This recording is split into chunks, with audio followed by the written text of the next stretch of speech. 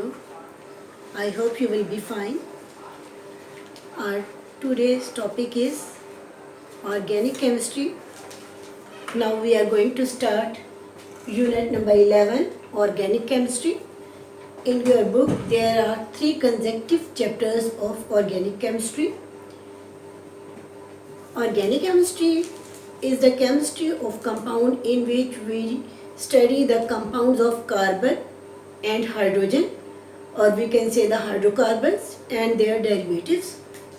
So organic chemistry is the study of the chemistry in which we study the compounds of carbon and hydrogen or hydrocarbon and their derivatives.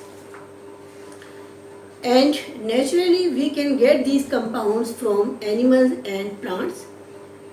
Start में जब study start हुई तो ये ख्याल किया जाता था कि ऑर्गेनिक कंपाउंड्स जो है ये सिर्फ और सिर्फ ऑर्गेनिक मैटर से ही ऑब्टेन्ड होते हैं और इनऑर्गेनिकली ये नहीं मिल सकते या ये लेबॉर्ट्री में नहीं बन सकते.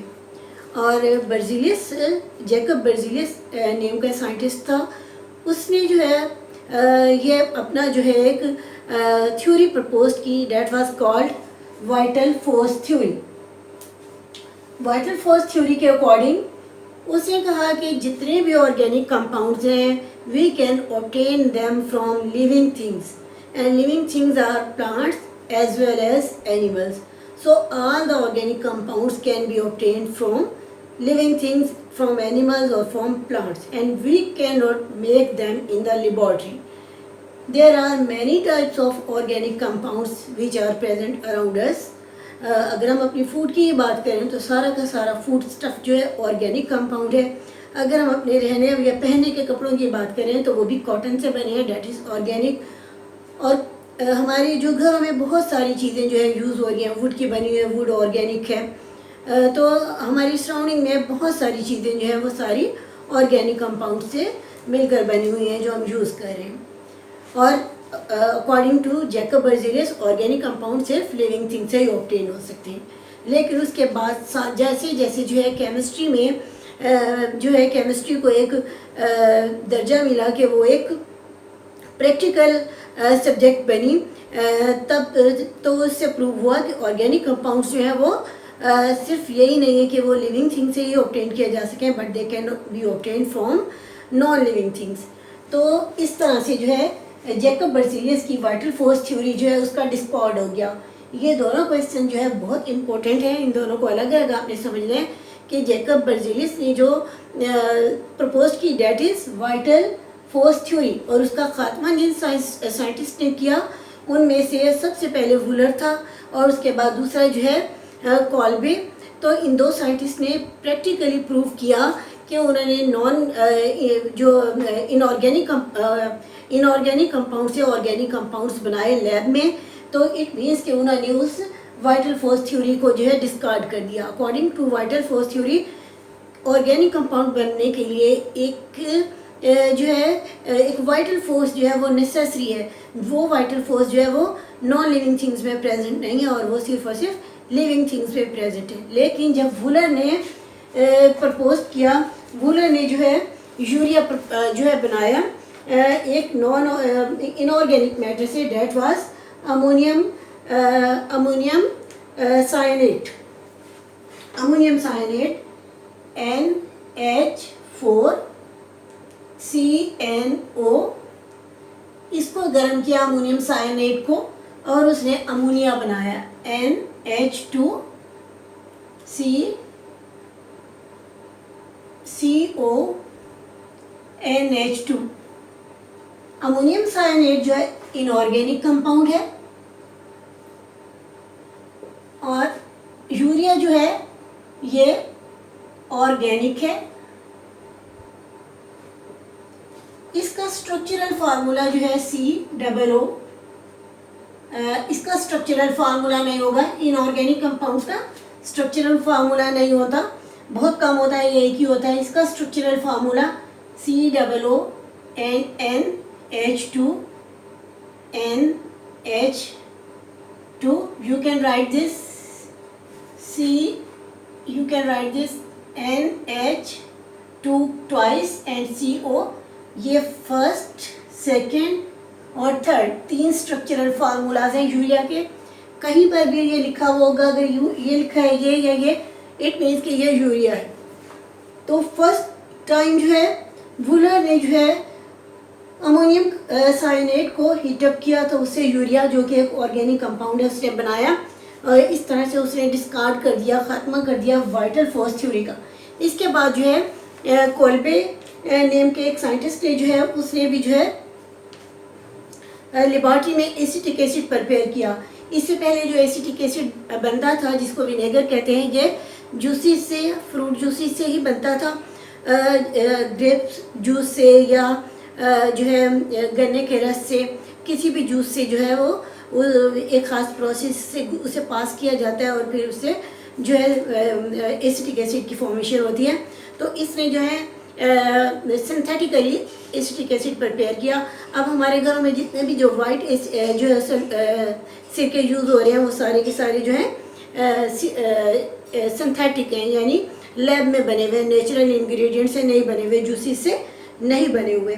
हमारे आसपास बहुत सारे जो है कंपाउंड्स हैं जो कि ऑर्गेनिक कंपाउंड है, जैसे कि lipids, protein, carbohydrates, enzymes, vitamins, drugs, pharmaceutical products, fertilizers, pesticides, paint, synthetic rubber, plastic, artificial.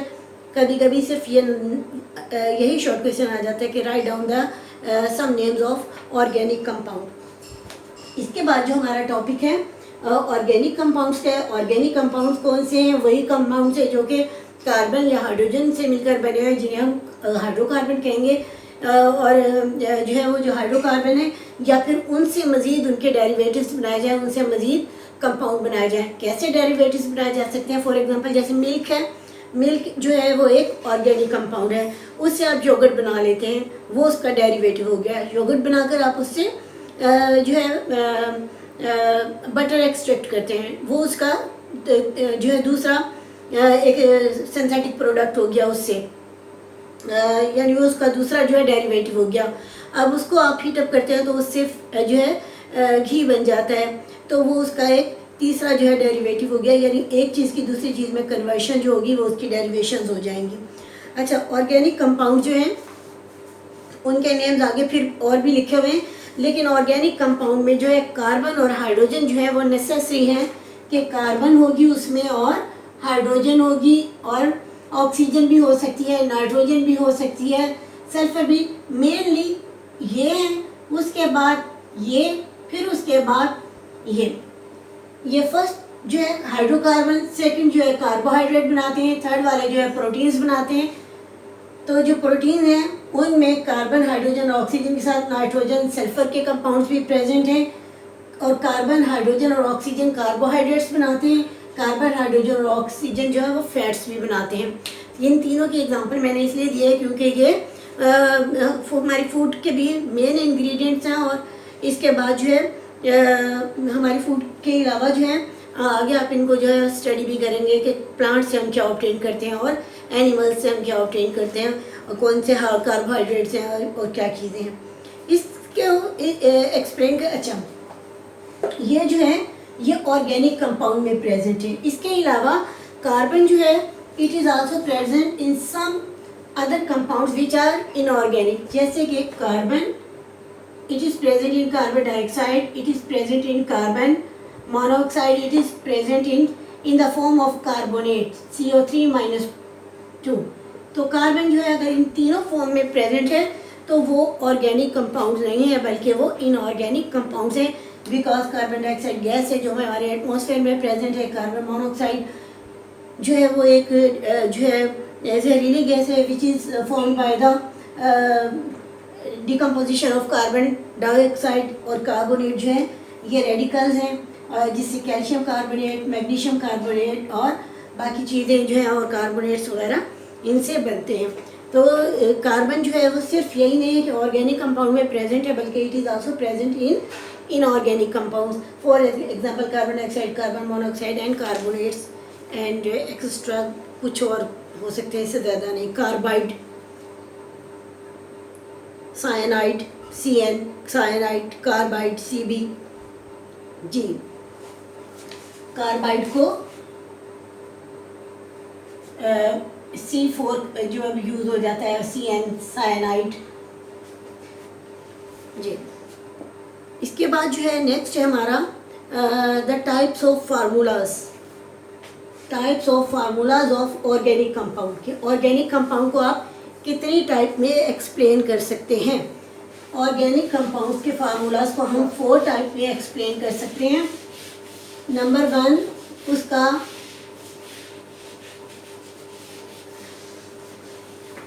Chemical formula, molecular formula, structural formula. Number 1 molecular formula, number 2 structural formula, number 3 condensed formula,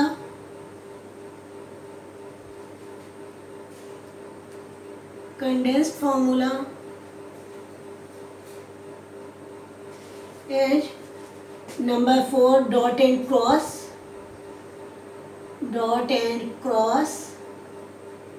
formula.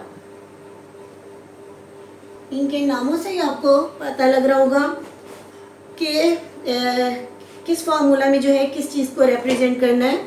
Molecular formula, it is the simplest formula of any organic compound which shows only how many number of atoms are present in this compound and how many types of atoms are present in this compound. For example, अगर मैं butane की बात करती हूँ, जिसमें एक carbon है वो मीथेन होता है, जिसमें 2 कार्बन है वो इथेन है, जिसमें 3 कार्बन है वो प्रोपेन है, जिसमें 4 कार्बन है वो ब्यूटेन है, जिसमें 5 कार्बन है डेट इज़ पेंटेन। ये 10 कार्बन तक की आपकी बुक में प्रेजेंट है। अभी मैं सिर्फ आपको जनरली एक्सप्लेन करना चाह रही हूँ। कार्बन जो है अगर आप इसका एटॉमिक नंबर देखें तो कार्बन का एटॉमिक नंबर जो है वो होता है 6, C6। It means first shell में 2 इलेक्ट्रॉन्स और सेकेंड में 4।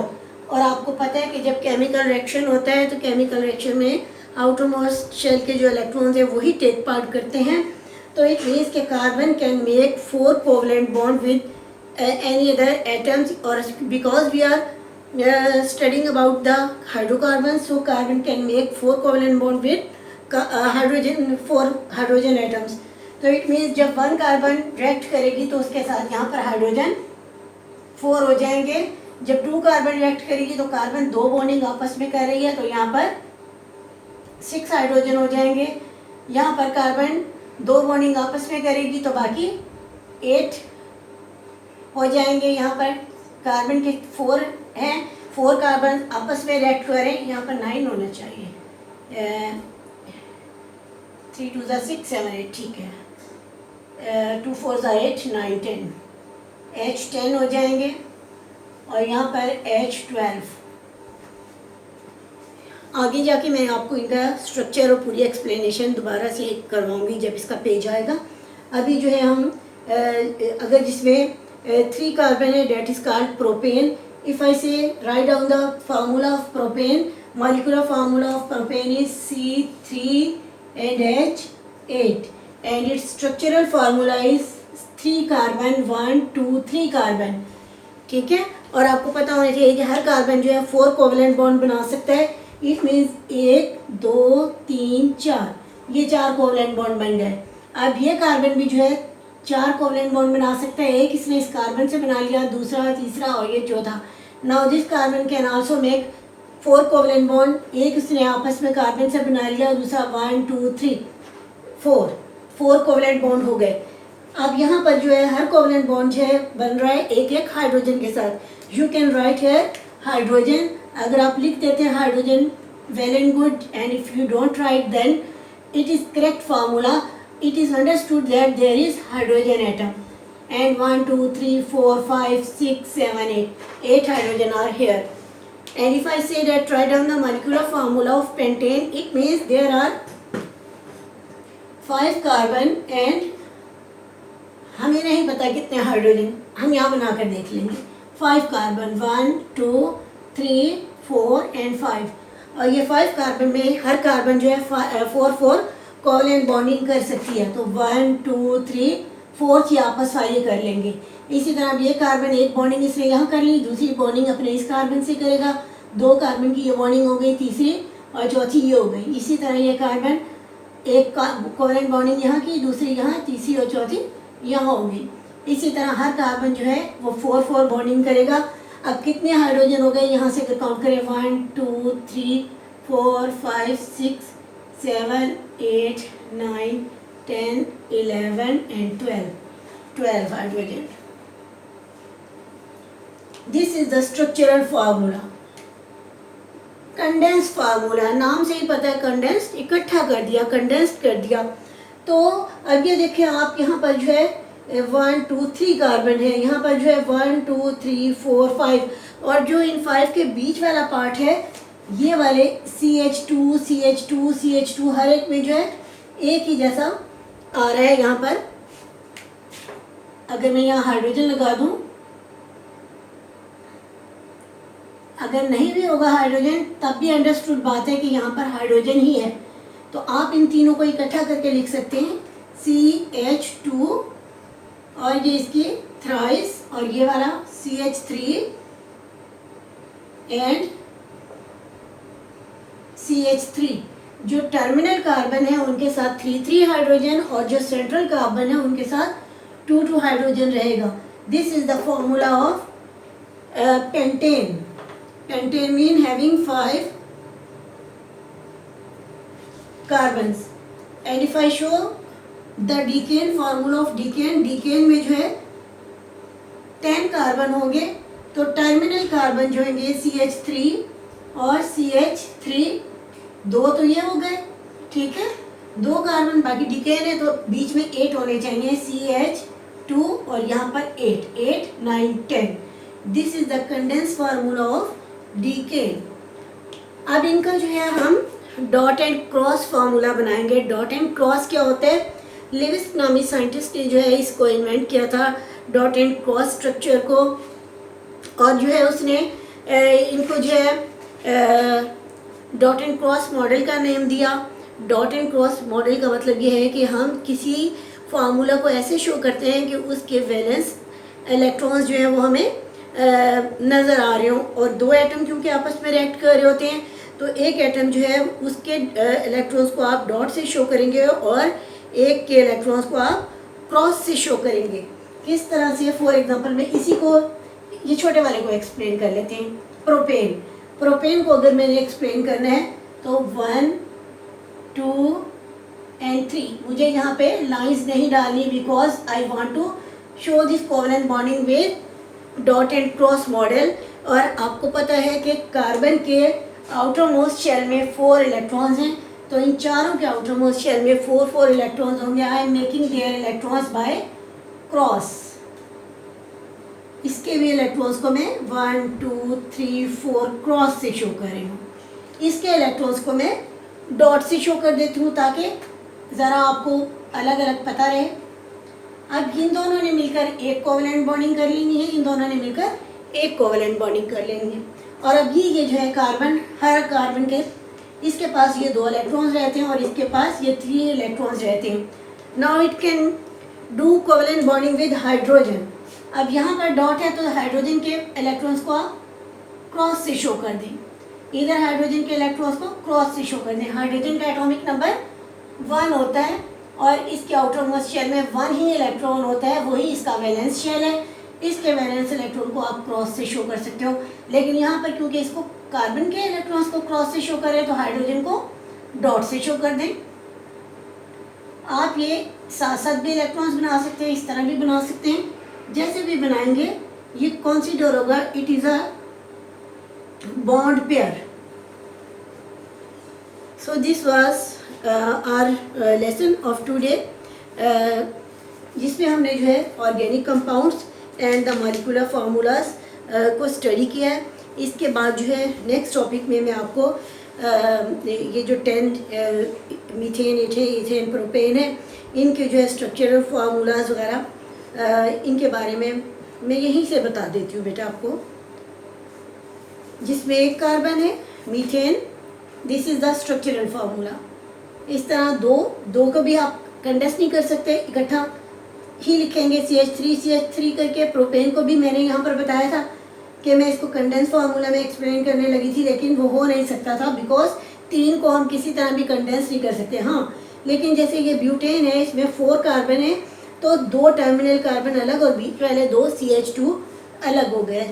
इसी तरह पेंटेन का जो मैंने आपको बना के दिखा दिया, सबके ये इनके तरह से इनके नेम्स, इनके molecular formulas, condense formulas and structural formulas, ये आप अच्छी तरह से जो है इसे लर्न करें। This is very important and basic topic of organic compounds. तो उम्मीद है कि आपको समझ आया होगा, पसंद आया होगा। अगर आपको अच्छा लगा है तो बेटा आप कमेंट्स में लिखें और मुझे बताएं, और चैनल को सब्सक्राइब करें और लर्न करें अच्छा सा, ताकि आपके पेपर में अच्छे नंबर आएँ और आपकी और मेरी मेहनत जो है वसूल हो जाए। Thank you. अल्लाह।